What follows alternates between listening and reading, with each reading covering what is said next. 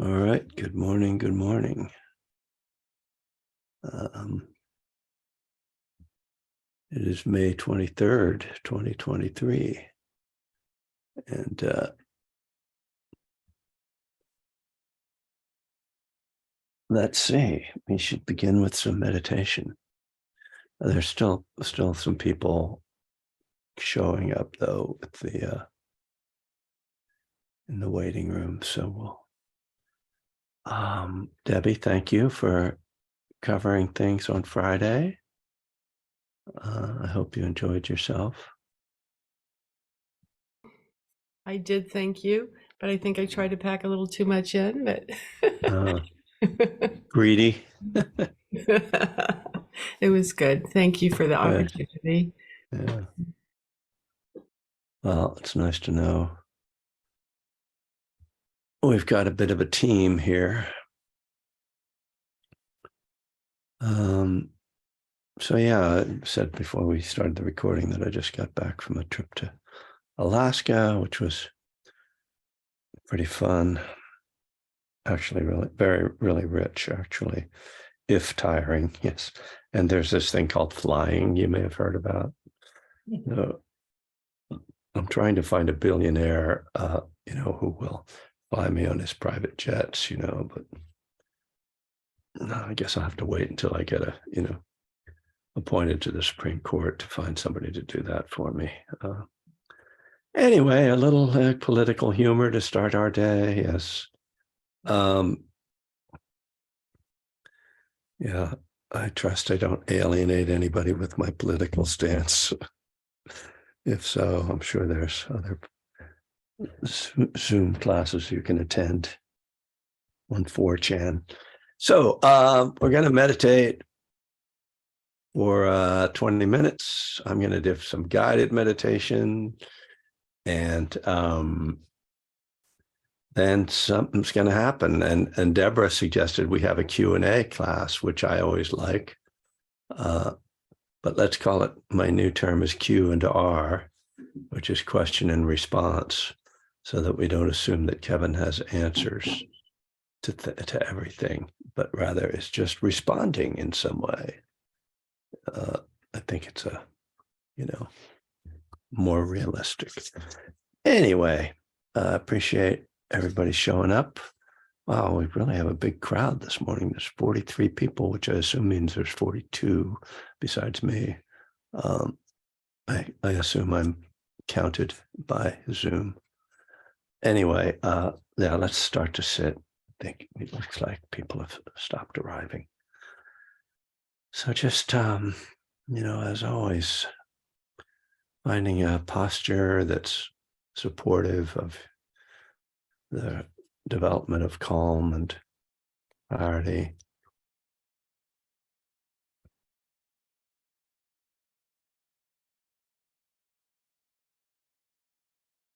You can close your eyes or just lower your gaze.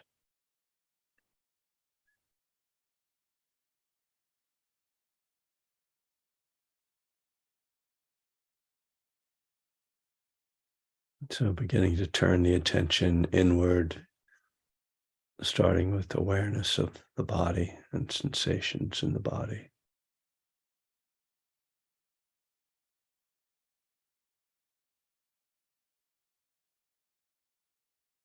So just feeling how you are holding your body, the posture, any strong sensations that are present right now.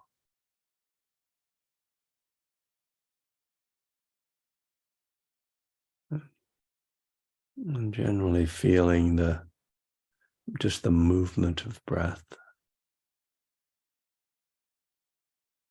So I recommend starting your focus on the breath as a kind of broad focus, not trying to get too detailed at first. So we're just kind of getting this general sense of how it feels to be sitting here this morning.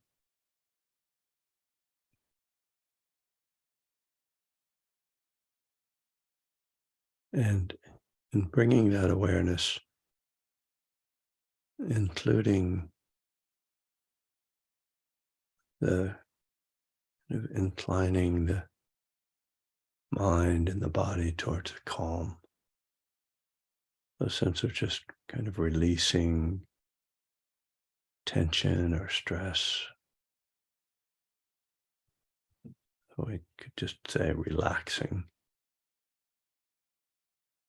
however that works for you. So softening the belly, kind of letting everything just settle, body.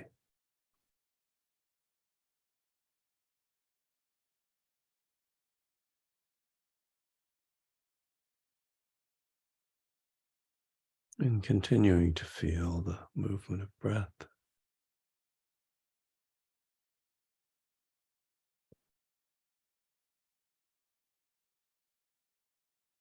And then bringing in awareness of the felt experience, your feelings, your mood, your mind state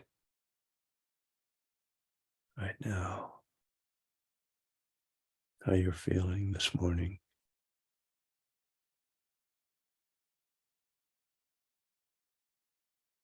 So including that with awareness of the breath. So there's a kind of openness and a connection, seeing that bodily sensations are tied in with the more emotional or felt experience. The breath moves in the body, and it also gives space for these feeling states.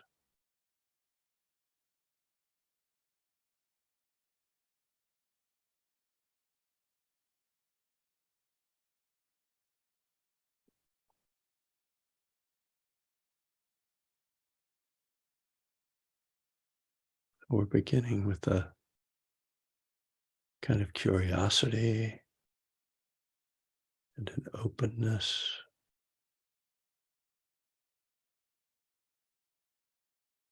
so that we see what underlying sensations and feelings are present. What are we working with this morning? When we turn the attention to the breath in a more focused way, we don't want to do it as a means of avoiding or suppressing anything. This is why it's helpful to acknowledge kind of setting of our meditation.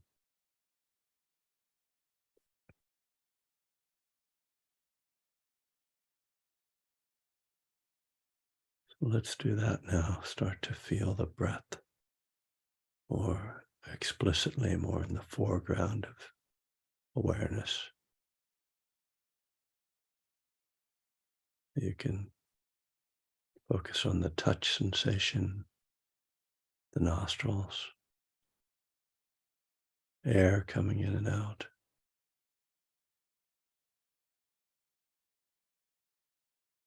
Or if it's easier for you, you can pay attention to the movement of the belly, the whole abdomen rising and falling.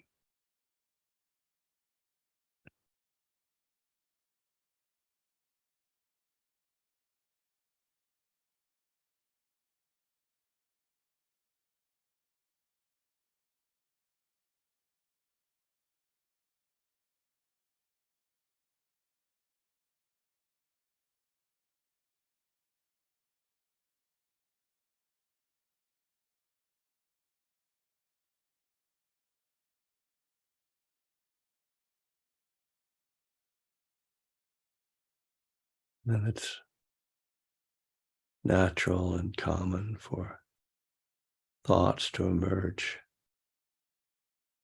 to actually capture our attention when we're trying to pay attention to the breath.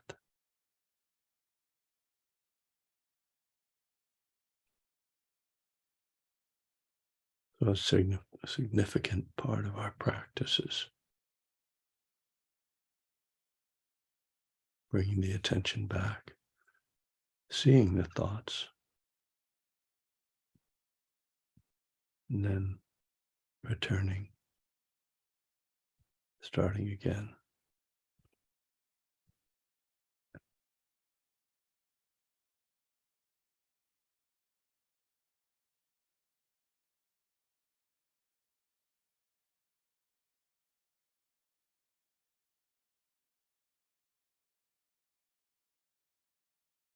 The moment of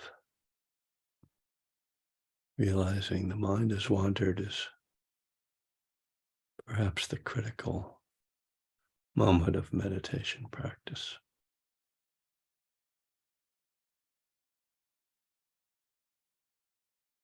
Can we respond to that without bias, without judgment, without frustration, annoyance, but simply acknowledge thinking is happening, let go, and come back to the breath.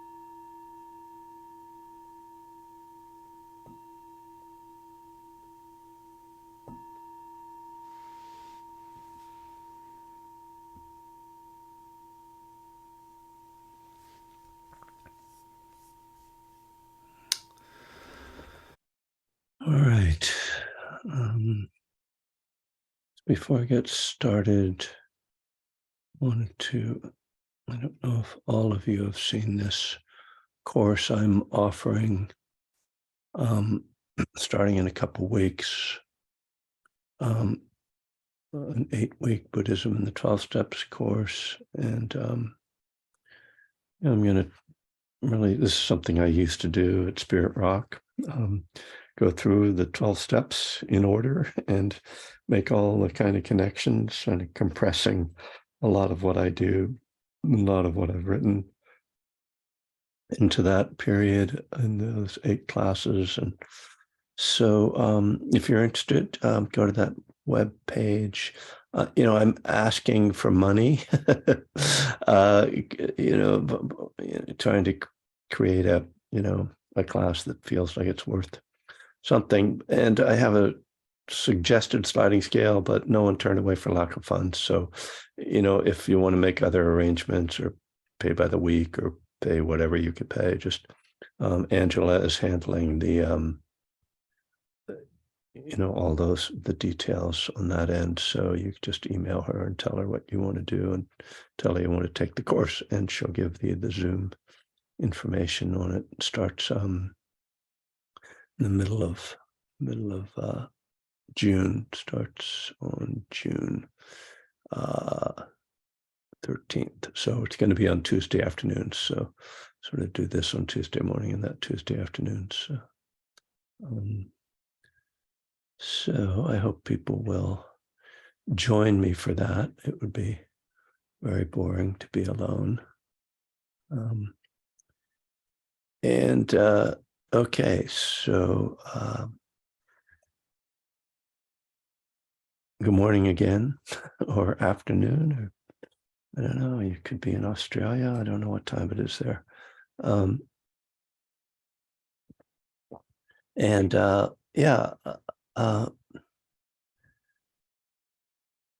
I'd be happy to just maybe get started with some questions if anybody is showing up here. If any questions, I see some names and faces I'm not familiar with. So if you're new, you're welcome.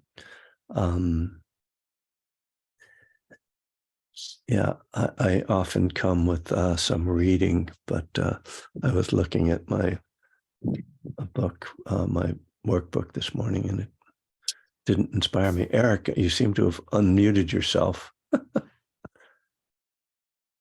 Is that because, I thought maybe you were going to ask a question. You've muted yourself.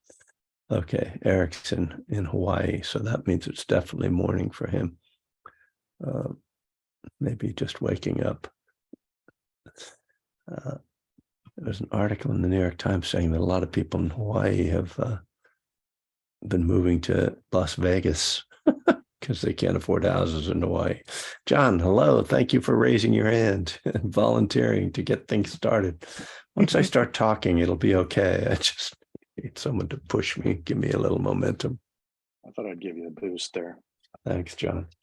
So my question is, so during a meditation or the meditation, I've sort of discovered myself drifting off, right? I mean, it happens, right? Thoughts come in. Yes. I've heard that happens to some people.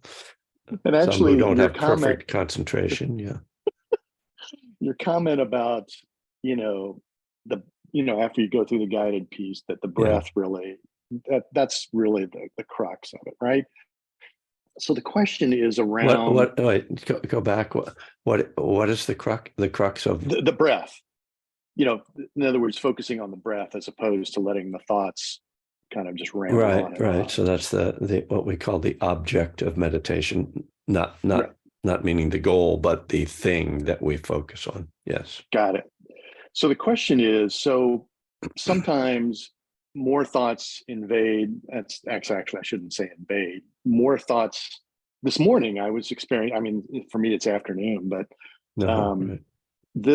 so it seemed to me that there were just more of them. And I found myself, and I don't know if that means anything. I was just sort of curious what your thoughts on it were, but they just seemed to kind of come one right after another. Yeah. And then, Yeah. and then also there was some sinking mind going on, which you described to me a few sessions ago, which I really appreciate, because Right. there's a difference, I think, obviously, between Yeah. flipping off into a dream state and then the thoughts that are occurring. So Yeah. just your kind of thoughts on that piece of the meditation, that what your experience is. I appreciate Yeah. your Thank you. It's a good starting point. And maybe, maybe it'll be the whole time here. And we give meditation instructions as though the mind were some structured thing that worked the way we want it to. Basically, that like you do this, and then you do this, and then you let go of that, and then you come back here. And it's much more of a swamp in there than it is just a river. It's not delineated in a clear way. The banks of the thought stream are quite, vague. They're, as I say, swampy. Boy, I hope that works as a metaphor. It seems like it's close anyway. And so I, at times, we say, oh, when you notice you're thinking, like, let it go and come back to the breath. But let it go is doing a lot of work there, because just because you want a thought to stop doesn't mean it will. Sometimes it's not uncommon that when we notice we're thinking, just by noticing it, the thought sort of loses its power, because it's just some silly thing that we don't really care about. It just, the mind is just, hopping along. Now I've got a bunny rabbit as my thoughts anyway. But often enough, you notice you're thinking, but it's just this stream. We've really got a lot of images here, but it's just like this flowing energy that doesn't just stop because you notice it. And so you come back to the breath, or you try to find the breath, and there's still this kind of like, it's like somebody's got the TV on in the other room and it's just playing. So in that's where I'd say, we could say we need other strategies, and where we start to enter into the art of meditation and the subtleties of moving through this swamp, without sinking into the quicksand, which is, okay. And so there's a couple things, a couple kind of strategies that we can talk about here. And again, recognizing that, all strategies are imperfect and have limitations, but they're things that we can draw on when things aren't just like kind of working, like, oh, I'm noticing and thinking, come back to the breath. Okay, great. I'm back at the breath now and just hanging out. Oh, there was a thought. Oh, notice that. Oh, I'm going to come back. When it's not, operating in that clear-cut way. So first of all, you should read, if you don't have the book, Zen Mind, Beginner's Mind, every meditator should have that book and should read particularly the opening, I think it's part 1, which has several, they're short little, they're hardly even chapters. They're like short pieces that take up a couple pages each. And they kind of capture the more the organic experience of meditation than this sort of mechanistic way of thinking of it. The one section is called Control, and there's a section called Mind Waves. There's one or two others in that area of the book. And what he says essentially is, don't be bothered by your thoughts. And so this is like this is where we get into the art. So how do I allow the thoughts to be there without letting them completely capture my awareness? So there's still part of me that's I'm not concentrating on the breath, but I'm aware of breathing, let's say. But then I'm also aware that there's just this sort of stream of thoughts that are going through, but I'm not reacting to them. So this is so important because and I said something about this during the meditation this morning, when we react to thoughts, when we kind of get irritated by them or frustrated with them, we're actually feeding them. We're creating more turmoil in the mind. And so it's a tricky thing, because you don't want to say, oh, well, I'm just thinking, I'll just sit back and let it happen. We do have to make some effort to be present, but we also don't want to get into a struggle to be present, to force ourselves to be present. Excuse me. So that's the first thing. So is what Suzuki Roshi says. There's a line where he just says, let your thoughts come and let them go. And so I've worked with different kind of images for this. Again, like a river, or I kind of like the train image of a train going by with all the cars, and each of the cars is a thought. And you're just kind of sitting, and it's like, yeah. It's just going through just this train running through the back of my mind. And I'm still here. I'm breathing. Breathing in, breathing out, breathing in, breathing out, sort of. So there's another aspect of this, which is a term that, comes out of my mouth fairly regularly, and something you've probably heard from other teachers, the spaciousness of mind. And so again, it takes it's somewhat of a visualization, or a kind of feeling your way into kind of having a sense that your mind contains thoughts, but that's not the whole of your mind. That you realize, oh, my mind has thoughts, but it also has awareness of the breath. And so I'm sitting in this space of mind. So rather than having this like, okay, I'm trying to pay attention to the breath. Oh no, I'm lost in thoughts. Oh, I've got to come back to the breath. No, I'm lost and this back and forth. Rather, I'm sitting in this space where all of that is happening. Now, you can still get lost. You can still get captured by the thoughts in that, but it's less of a kind of battle and less of a sort of right and wrong, black and white kind of process. It's more, again, kind of organic, that, oh, I have a mind and there's all this stuff happening, and I'm trying to put more attention on the breath part of it, but I'm not being bothered by the fact that I'm still sort of know that there are other thoughts going through the mind.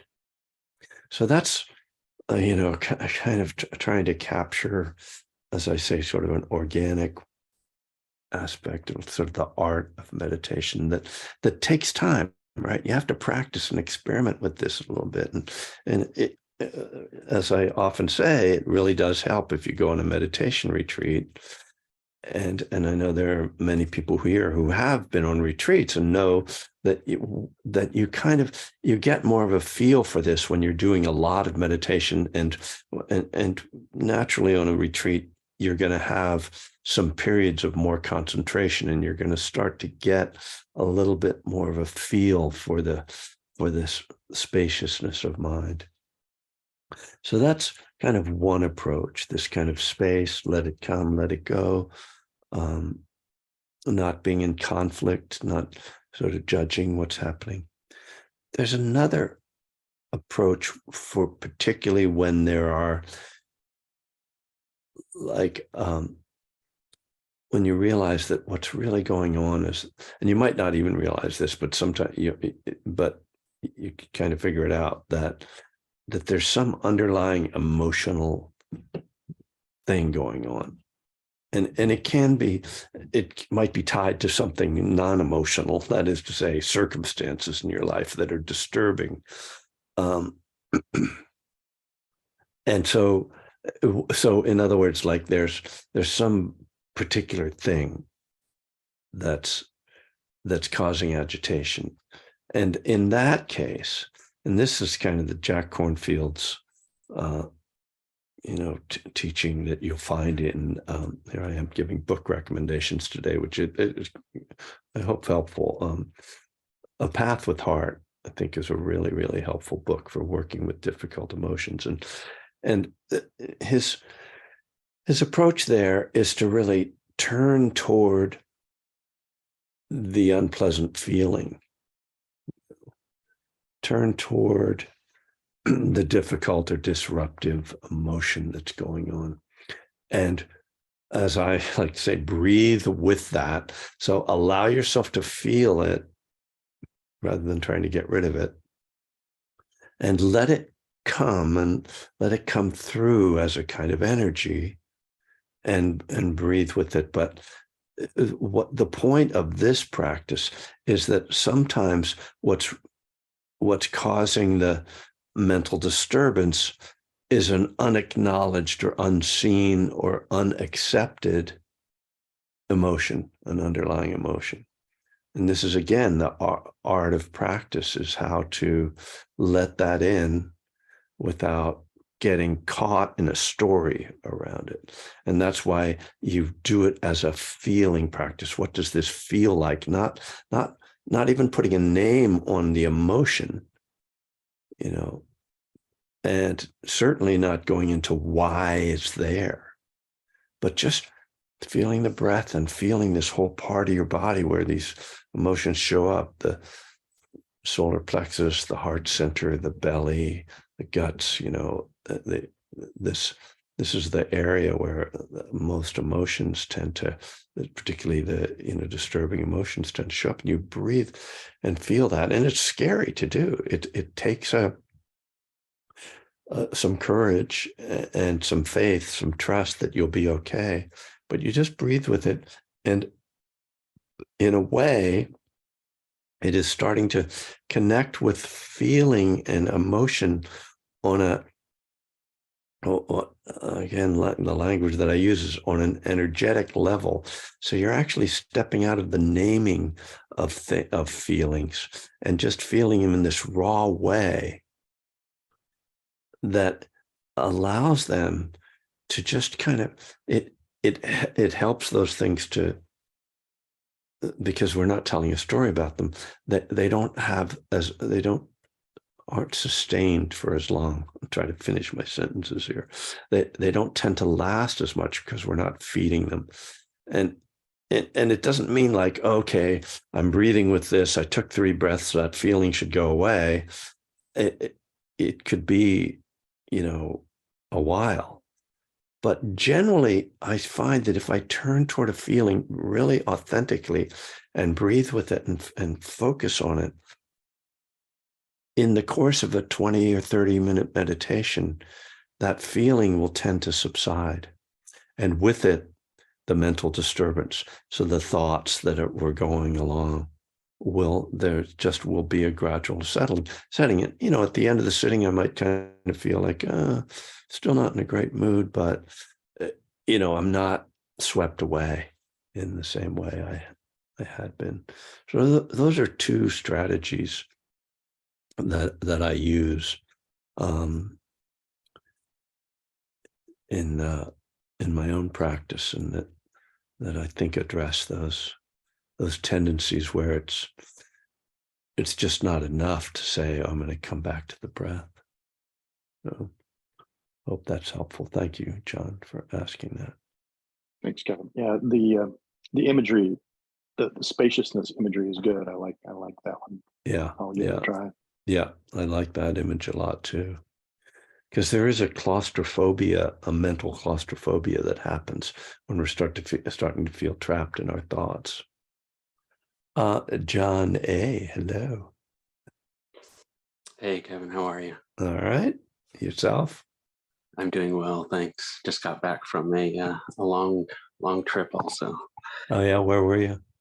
I was in Beirut for 3 weeks. Uh, Oh, that's right. You were in Beirut. yeah, Wow. I mean, that's not the ordinary tourist destination. that's true. Yeah, there's definitely a story behind it. I won't get into that now, but Okay.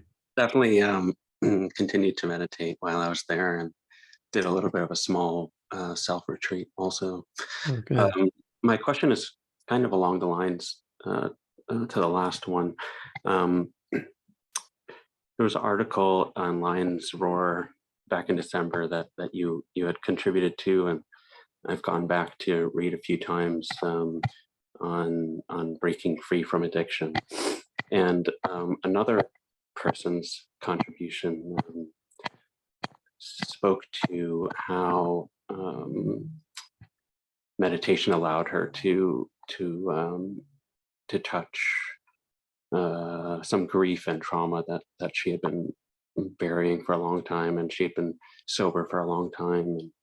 And she wrote, "My father died when I was 5, and the grief I had stuffed away showed up front and center when I began to sit.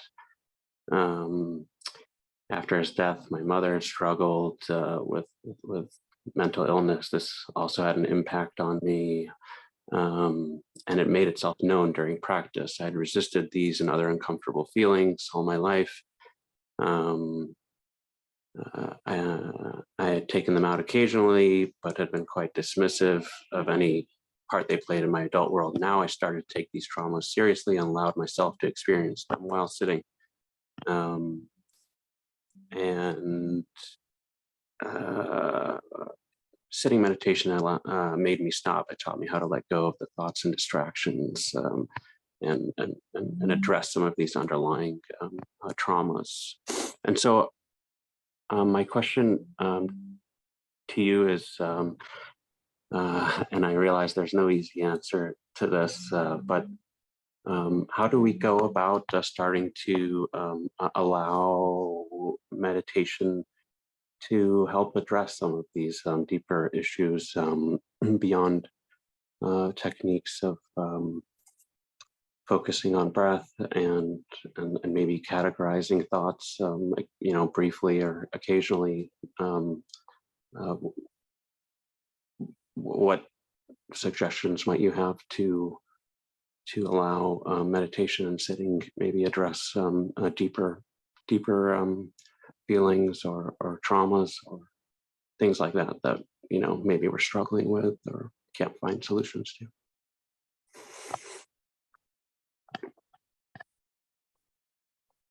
Well, this is why I don't call this question and answer, but question and response, because I don't have an answer, but I can respond to what you're saying with some thoughts.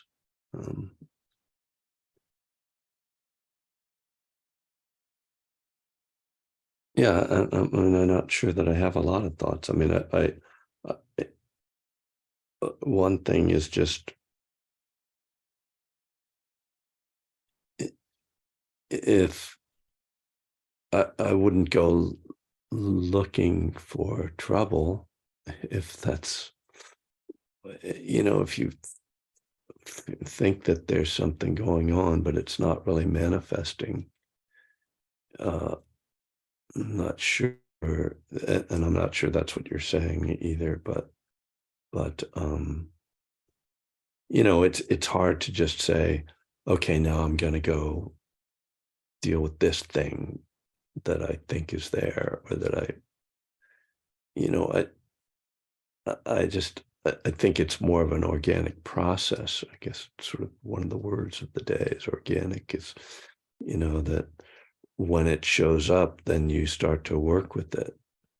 And,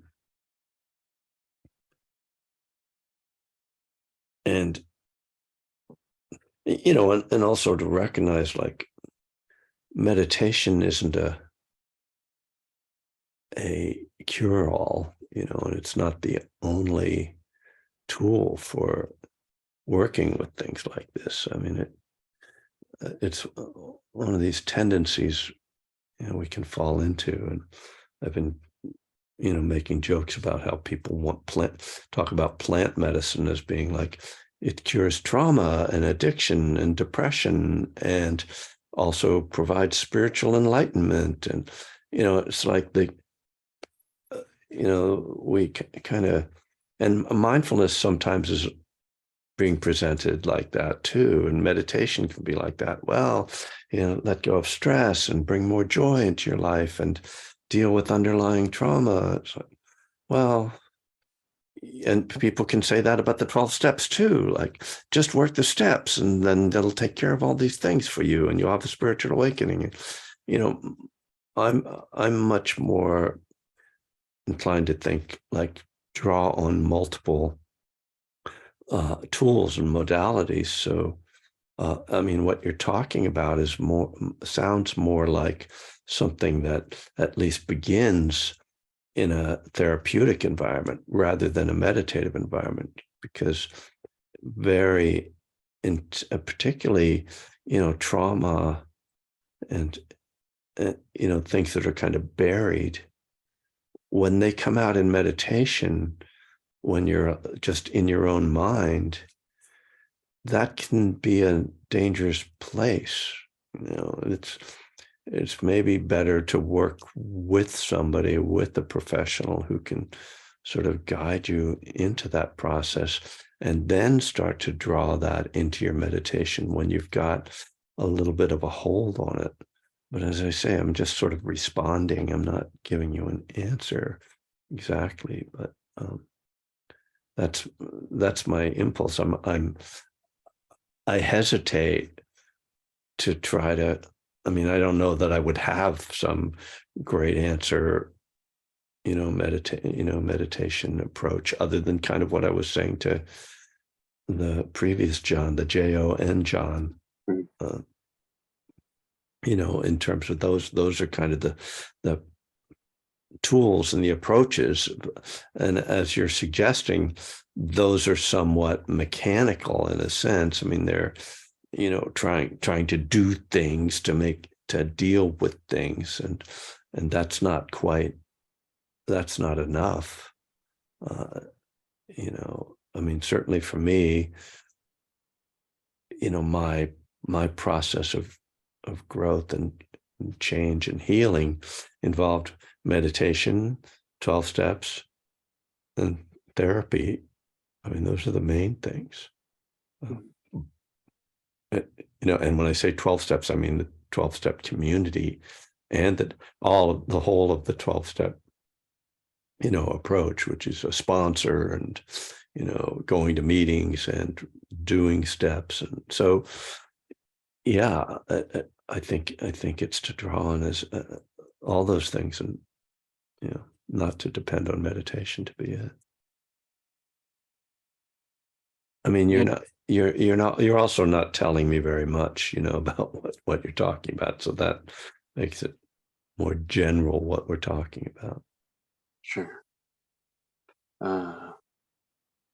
Yeah, I guess I'm just curious how meditation can be, trying to figure out what other aspects of one's life meditation can be potentially helpful for, other than what we speak of fairly often, and maybe teasing out like can it really be indeed be a positive tool for some of the things you listed. That's my cynical mind saying, like you said, it's not a cure-all, and I appreciate you pointing that out, and also pointing out the importance of a multi-faceted program, and the importance of that. So yeah, and I mean, I'd also like to distinguish between meditation as a specific activity and mindfulness as a general approach to our lives. Because for me, it's when, particularly around depression, which is sort of my, biggest stumbling block. A lot of times it's not when I'm meditating that I'm applying the practice to that challenge. It's in daily life. I'm taking a walk and then I realize, oh, I'm really feeling this, starting to feel this welling up sadness or some, those symptoms of depression. And I'm not meditating, but what I'm doing is I'm responding to that mindfulness, let myself feel it, remind myself about impermanence, so this is like Buddhism, right? This is impermanent, so I don't have to panic, because oftentimes when I start to have those feelings, I panic a little bit, I start to try to fix it and run from it or like explain it. It's like, no, it's just a feeling. It's coming and going. It's okay. And then like, oh, what would be a skillful thing to do right now? Maybe I should get out and take a walk. Maybe I need to call a friend. Maybe I need to go play golf, whatever, just, and so that's not necessarily in meditation, but it's applying the principles of mindfulness and Dharma and self-care and self-compassion and all that stuff that I'm kind of, that I try to carry around with me, these tools, these ideas and principles and practices of being aware. And so, that's when we're talking about meditation, I'm really thinking more generally about meditation and the mindfulness practice in daily life. Thank you so much. Okay, John, thanks for jumping in. So a couple other hands I know. Steve, you put your hand down, so I'm gonna call on Casey since she's still got her hand up, and I can come back to you if you want. No, that's okay. I just wanted to share my thoughts. I had to put a cat down yesterday, and I had some profound experiences with some of your comments. I can share that another time with the song. I'll let Casey go ahead. Thanks, man. Appreciate it. Thank Hi, you. Casey. Hi. I've put together a sort of multifaceted program for my recovery. So I have a therapist. I haven't gone yet, but I have my first AA meeting, an open AA meeting tomorrow, and I plan to attend this regularly. I'm doing the 12-step workbook that you wrote, Kevin. So I'm kind of coming, and I have a therapist, so I'm coming at it from a lot of different angles. Mhm. But when I think about what the little I know about AA, and I know that one of the most important aspects of AA is getting connected with a sponsor. But I wonder if in Buddhist recovery, there can be such a role as having a sponsor. So not just relying on AA for that, but Right. yeah. I think in the recovery Dharma world, and some of you folks are more aware know more about recovery Dharma than I do. I believe that recovery Dharma and refuge recovery have such roles. Okay. Yeah. Are you familiar with those programs? I've looked at the website a couple Yeah. times, yeah, but I just didn't penetrate too deep. Yeah. I'm a beginner in recovery. I'm only on my third day of no substance. All right. Good for you. Thank you. Welcome.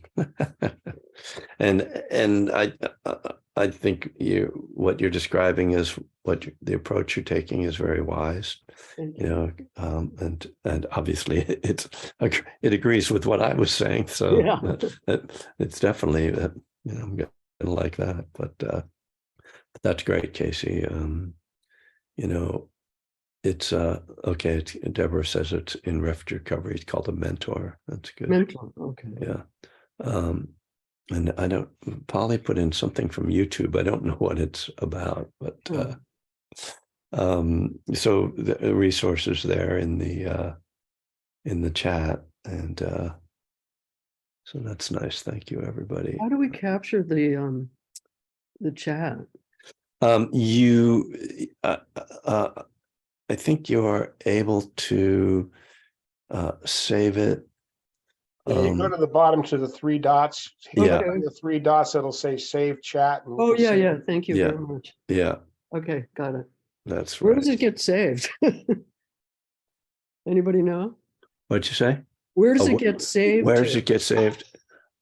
Good question. It goes Probably it'll go into a folder in your computer and it should pop right up. Okay, okay. I'll be look. like, it might be under Zoom in your documents. That's Okay, okay. where a lot of things seem to show up from Zoom is my document folder. And then it'll just be Zoom and Okay, thanks. and then Susan has put her phone number in there if you want to talk to her.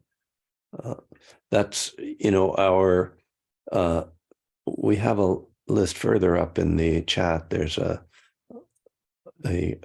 Google list that we have that has people's contact information. So people here in this, we can call this a group, have some of them have offered to, be a support for people. So that's nice. All right. Oh, okay, Kevin. We'll take one more before we go.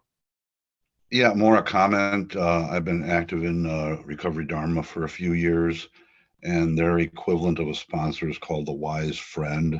Good. If you go to their website, there's a beginners meeting, and they'll tell you all about Wise Friends and everything else. Great. Thank you. Very helpful. You're welcome. Nice.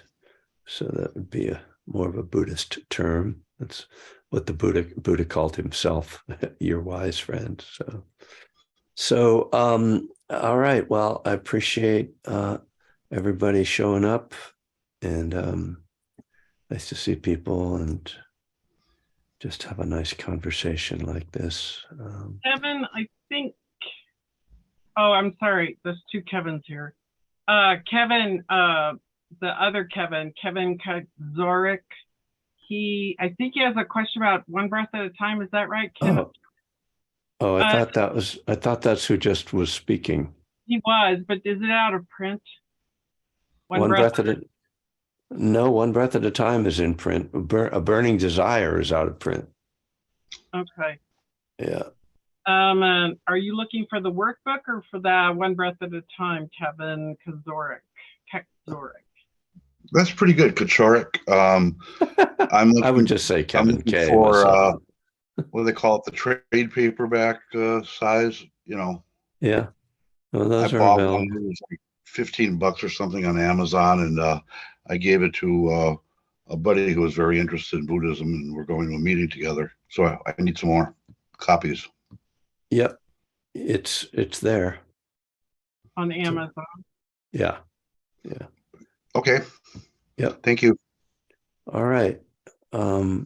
So I want to get back to the habit of making a suggestion at the end of a practice, an ongoing thing to do today with your time and energy and focus. So I will just put out the encouragement to bring a mindful attention to the evolving emotional states throughout the day. Start to just sort of, if you don't already, check in with yourself, take a breath and see what you're feeling, with the intention of becoming more aware of how impermanent your emotional states are, with the further intention that when you see how impermanent they are, you become less attached and less identified and less indeed fearful of them, and more able to just allow them to come and go. So that's a pretty good instruction. We might leave that for a while out there. All right, folks. Very nice to see you all. Thank you, Kevin. Okay. Thank you. I'll be Thanks, showing up. Kevin. I'll be in a hotel in Ukiah on Friday. So anybody who shows up. Thanks, Kevin. Thanks, right. Kevin. Bye. Bye-bye. Thanks, Kevin.